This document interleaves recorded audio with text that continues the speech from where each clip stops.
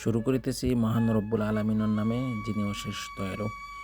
আজকে সকালে ছাদের উপরে আসলাম, আইসা থেকে ভিউটা অনেক সুন্দর লাগতেছে, তাই ভাবলাম একটা ভিডিও করে নেই। এখানের ভিউটা অসাধারণ লাগতেছে আমার কাছে, খুব সুন্দর। আর ইট পাথরের শহর তো, এটা আর দেখতে দেখতে কত দেখবো। আর আজকে অনেক কাজ আছে, অনেক জায়গাতে যেতে হবে।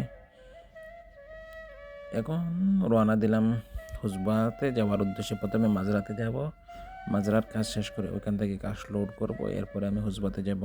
তো ওখানে মরুভূমির সেন্টার দিয়ে একটা রোড আছে, ওই রোডে দিয়ে যাওয়া লাগে আমার মাঝরাতে। তো রওনা দিলাম ওই রোডে দিয়ে, দেখা যাক। এখন মাঝরাতে চলে আসছি, ওইখান থেকে আমার গাড়িতে ঘাস লোড করতে হবে। এখানে আমার অনেক আরবাবের অনেক উট আছে, দুধ দিয়ে উট, ওই উটের জন্য ঘাস নিতে হবে। আর এখানে মাজরাটা মাশাআল্লাহ অনেক সুন্দর, অনেক ক্লিন একদম মাজরা।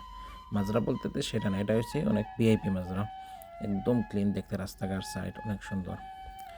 আবারও রওনা দিলাম সেই উদ্দেশ্যে, বুঝবার উদ্দেশ্যে, সালমান খানের গানটা শুনে শুনে।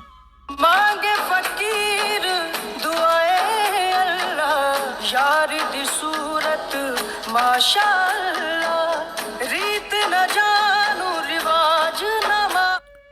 এখন আলহামদুলিল্লাহ একদম হজবার কাছাকাছি চলে আসলাম। ওখানে রাস্তাটা তেমন একটা ভালো না, কিন্তু ভিউটা অসাধারণ, শুধু বালুর পাহাড়, সেখানে ভিডিও করতে অনেক ভালো লাগে। আর এখানে রাস্তাটা এত খারাপ, সিটির মধ্যে বসা যায় না কুটকুট করে। এখন একবারে হুসবাতে চলে আসছি, এই হচ্ছে আমার আরবাবের উট।